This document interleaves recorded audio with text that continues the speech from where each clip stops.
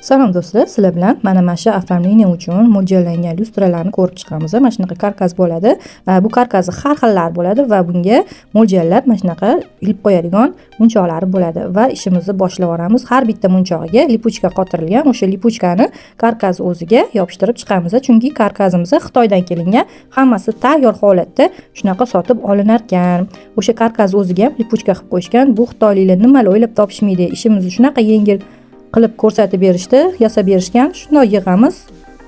Ko'rasizlar holatini. Xullas, xulosa sizlardan оформлениemiz jarayonlaridan ozgina lavha qo'yib beraman. Buni katta qilib, zo'r qilib, hali xudo xolisa vaqtim bo'lsa, Instagramga ham, bu yoqqa ham qo'yib ko'rsatib beraman. Xullas, bu lyustramizni donasini $100 dan oldik. O'zimizdan yigitlar olib kelib berishdi Xitoydan. Bunaqa hozir bor, Viberda ham olsa bo'ladi. Yo'q emas, lekin tez tugab qoladigan variantli fasondan.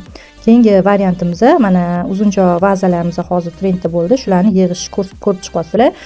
Tagiga yashil barg qo'yib, ustidan ikkita atirgul qo'yib, keyin sprey gullarimni ilib chiqaman. Sprey deganda donali gul hisoblanadi. Ana o'shalarni ilib, chiroyli qilib qo'yib chiqib yasatib chiqdim.